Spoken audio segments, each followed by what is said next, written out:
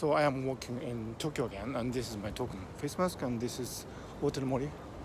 I have been here for many times, and today I'm going to meeting where we are going to meet a member of the parliament from Liberal Democratic Party. Yeah, I sometimes meet with politicians and with a group of people and discuss things, and it's going to be fun, I think. So today I think I don't know. This video is about walking in Tokyo, and my talk, whatever it is, it's just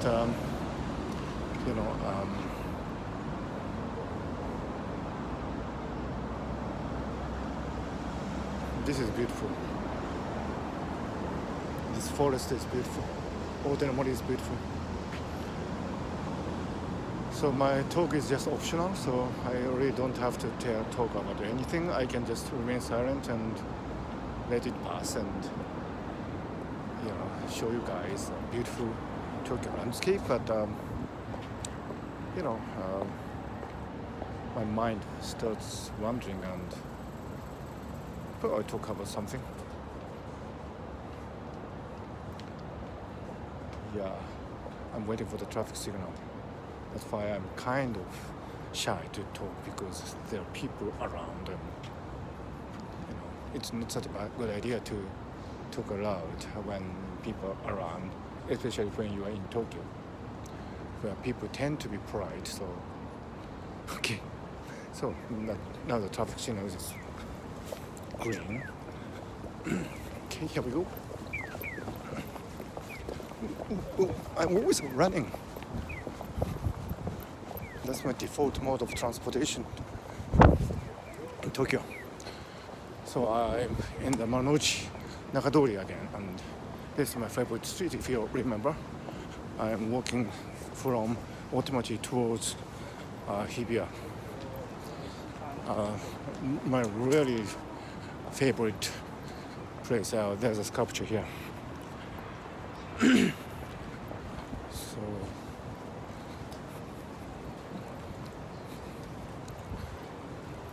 So that's the American diner at the base. The JTB, Japan Travel Bureau.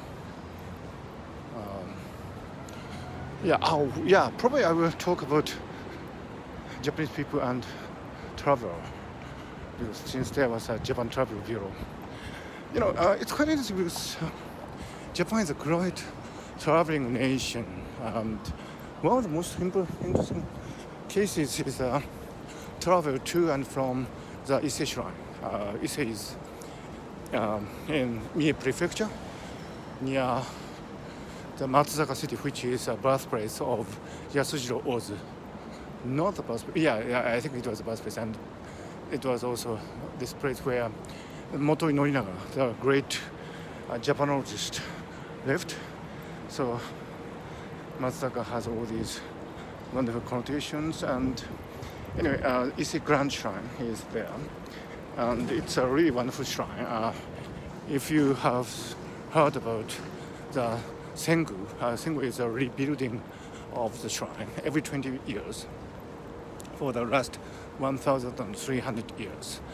So it's a great hallmark of sustainability in Japan, because in order to rebuild the shrine every 20 years, which is a sensible arrangement for the workmen to learn their techniques from generation to generation. But at the same time, you have to prepare the logs beforehand, because in order to be used for the Ise Grand Shrine, the log should be grown. So you have to plan years ahead, maybe more than 100 years or years ahead. So that was a really great forward thinking in Japanese history. So this is the most sacred Shinto shrine, and it's really beautiful. Apart from religious context, it's really a beautiful place to visit. And I believe that G20 summit hosted by Prime Minister Abe, I think the world leaders visited Ise Grand Shrine. And I think that was a great culture show in appreciation of the traditional sustainability aspect of Japanese culture. Anyway, so that's Ise Grand Shrine, and it is customary in ancient times, not ancient times, in the Edo era. Why are there so many wedding photos taken here? This is weird. So many wedding photos. Anyway, so it was customary for people to travel, for example, from Tokyo. At the time, it was called Edo, to Ise Grand Shrine and back. And mind you, these were the times when travel was restricted, especially for women. It is not easy for women to travel, partly because of this Sankin Kotai system, where the Tokugawa shogunate required the various daimyo samurais in various parts of the world, Japan, to travel to and from Tokyo each alternative years, so that they would form this long procession, and which is called the daimyo gyoretsu. And they would travel, for example, from Kyushu, which is a really remote part of Japan, to Tokyo and back. This daimyo gyoretsu was a great show, and it stimulated the economy of the corridors, 5 corridors of Japan.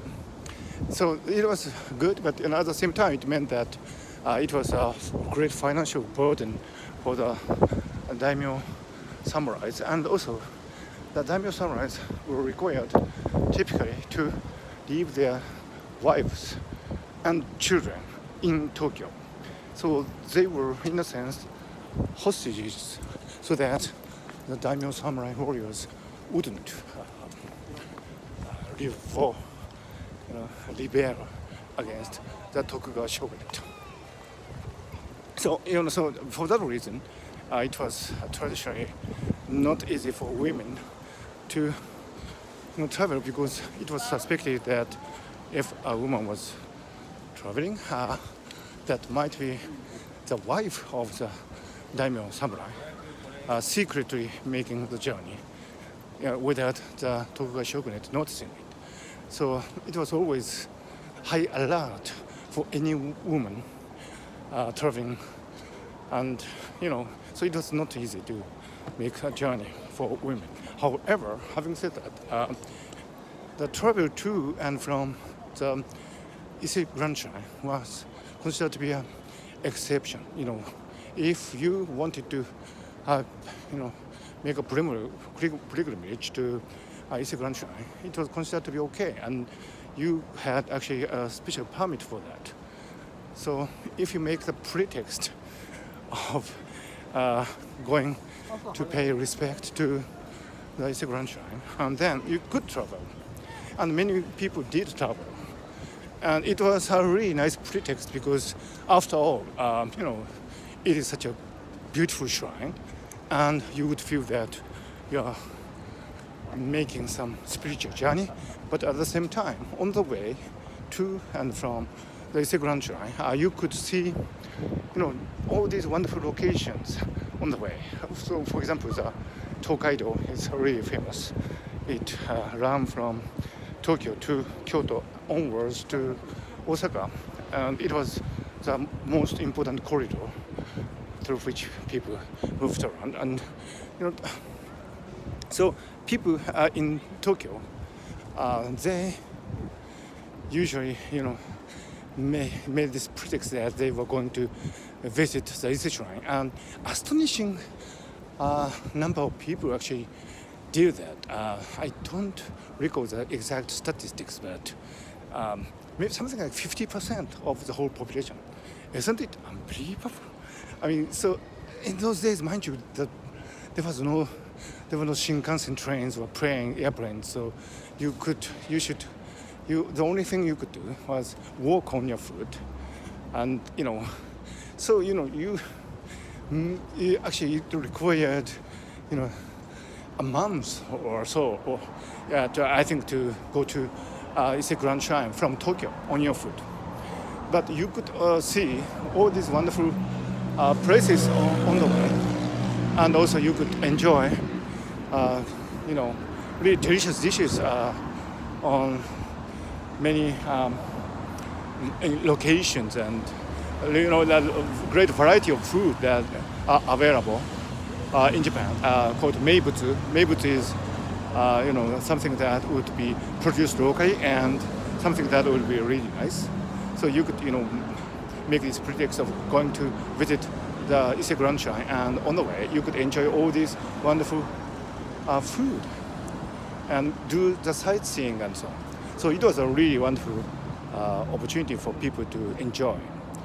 And there's this famous comic novel, so to speak, called Tokaidochu Hizakuige, which details the trip of two men, Yaji-san and Kita-san, as they make a trip to the Ise Grand Shrine. It's a very interesting novel, and it also was a guidebook, so to speak, for people who travel from Tokyo to the Ise Grand Shrine, because the Tokaidochu Hizakuige, it described the various things that you would encounter in the journey in a quite humorous way. And so people read it not only for entertainment but for getting information on the journey that they made. So there are all these rich cultural connotations associated with a journey from Tokyo to Ise Grand Shrine, and I think that actually laid the foundation for the travelers in Japan. It's such a wonderfully joyous and laid back approach to travel. Once you have a pretext, the Tokugawa shogunate, which in a way was a draconian regime in some sense, they graciously admitted people to make this journey. So that was wonderful. Now I think we have come to a really beautiful part of this Nakadori. Yeah, special illuminations. Can you see? Yeah, it's quite beautiful. Yeah. So that was the history of journey, travel for pleasure in Japan. And the Japan Travel Bureau, JTB, I think they have a really interesting history too. It was established after the Meiji Restoration to welcome foreigners into Japan, because it was considered that tourism would be a really important way to earn foreign currency, because there were not so many things to export from Japan at the time, except for maybe silk and I don't know, because there were no electronics and no cars, automobiles, and so on at the time. So earning foreign currency was a really serious business, and so Japan Travel Bureau, I think, was established to welcome foreigners to come to Japan and travel around Japan, Mount Fuji, Hakone, and so on. And hopefully they would spend a lot of money and put the Japanese economy in a good shape. So that was the beginning of the Japan Travel Bureau, JTB, and many excellent hotels were actually established at the time. I think some examples are like Fujiya Hotel, Kanaya Hotel at Nikko, and many other places. The Imperial Hotel, just near here, I think was originally a hotel where foreigners would stay. So as time passed, tourism was not so important anymore in Japan. So, and JTB, the role of JTB also shifted, and they started caring for Japanese tourists, and there was a boom of travel abroad, and many Japanese people actually flocked to foreign countries, and JTB offered many tours, package tours to Hawaii and the US and Europe and so on. These were the heydays of the Japanese economy, and JTB, the significance of JTB also changed. However, in recent years, with the downturn of Japanese economy, with competitions from Korea, China, Taiwan, eating into the electronics market, and Japanese corporations do not have a monopoly of excellence in high-tech fields anymore. So the Japanese government have been considering their kind of a retake on the tourism industry. I think there is this Christmas display in front of this hotel, and many people are actually taking photos.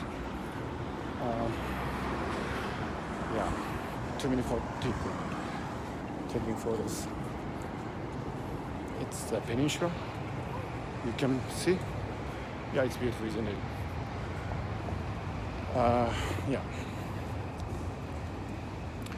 So this part of Tokyo is really beautiful. It's a pity that many tourists can't come into Japan at this time because of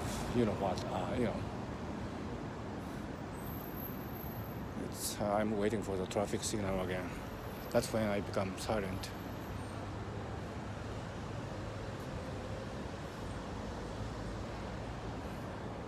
I'm waiting for the traffic signal still.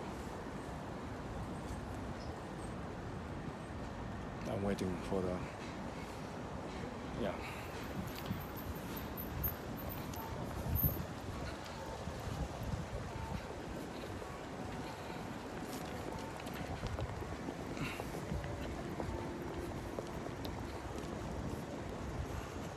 So I'm going this way, I think, because there would be fewer people.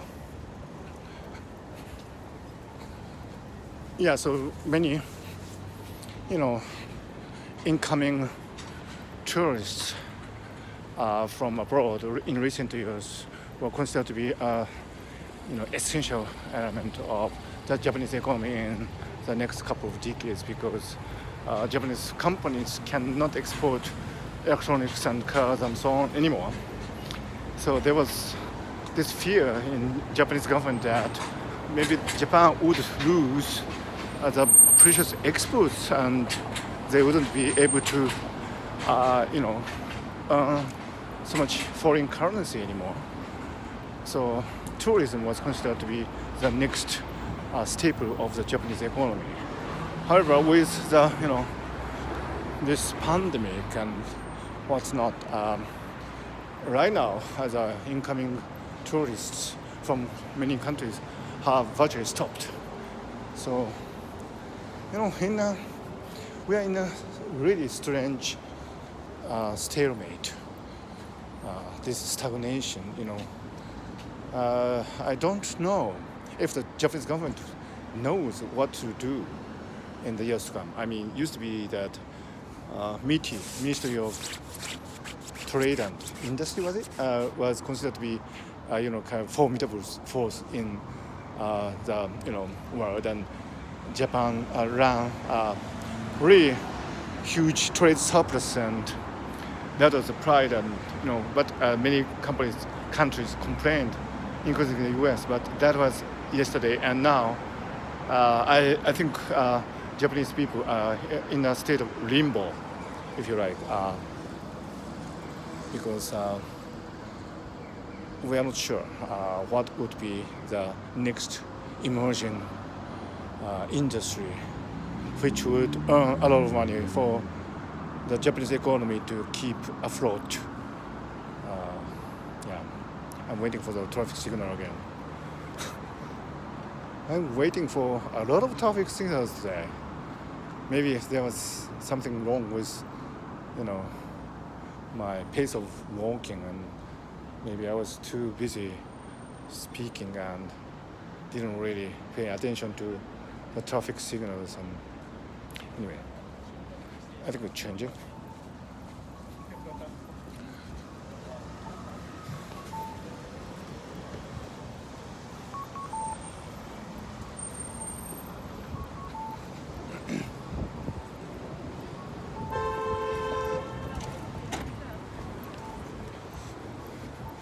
So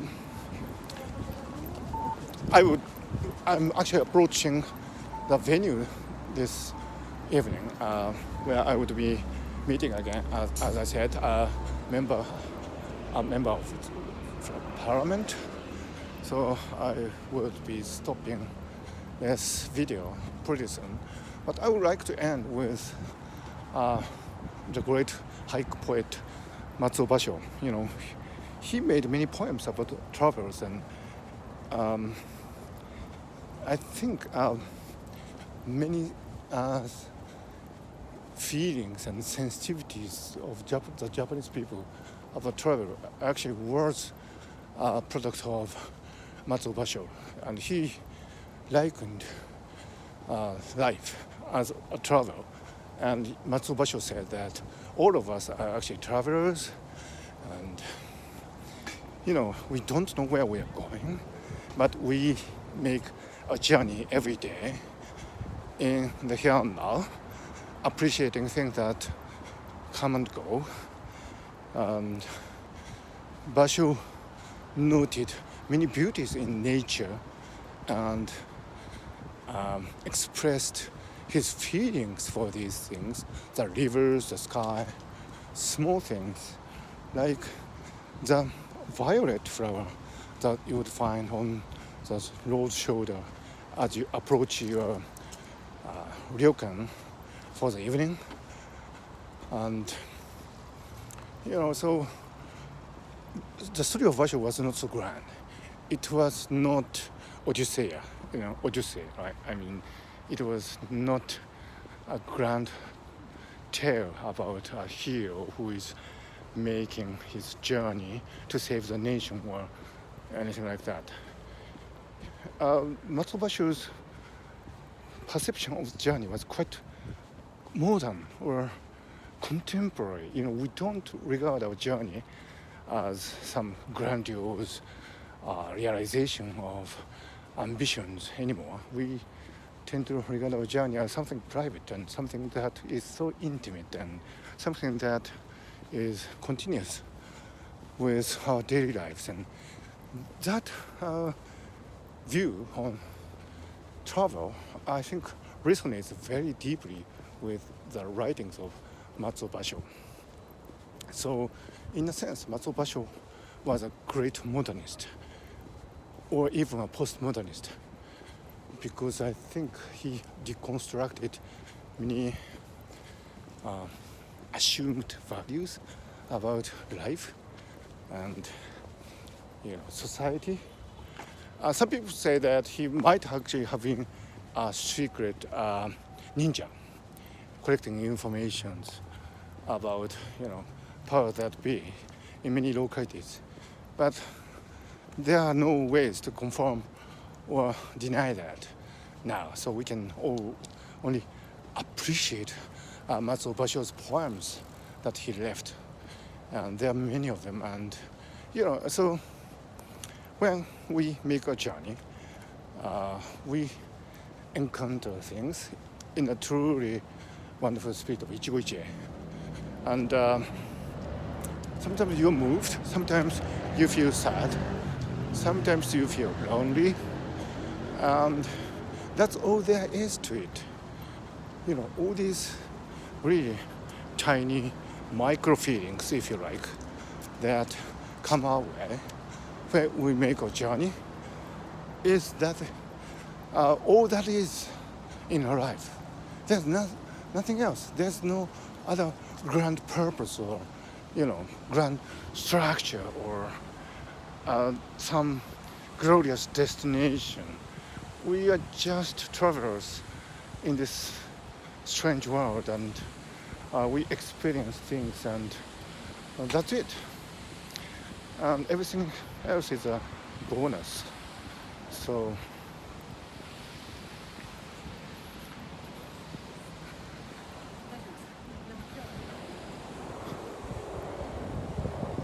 yeah, I think Matsuo Basho was a really great poet, and he realized the essence of this journey that we call life. And probably we would never repeat this journey again as this person. Nobody knows about the relationship between consciousness of different people. Actually, we might be one consciousness instantiated in each body, embodied in different personalities. So actually, we might end up as just one giant conscious entity at the end. So our journeys might be actually merging into one. Nobody knows that. But from all practical point of view, our journey is only for once and for all. And that's the reason we should appreciate our journeys all the month, and there's no time to waste our spirituality on illusions of some rigid purpose, because we are, after all, fragile and flexible and organic entities, and it is our job to appreciate our really ephemeral existence fully. And in order to do that, we should really learn to travel well. So we started our discussions today from the great journey to and from the Ise Grand Shrine, and then we went on to discuss the Japan Travel Bureau and how Japan earned foreign currency welcoming tourists from abroad. And now we finish our discussion today, but I'm walking in Tokyo with this reflection on the greatness of the haiku poet Matsuo Basho. So see you around, and if this thing is over, I hope you guys would come to Tokyo and enjoy this scenery. It's quite wonderful.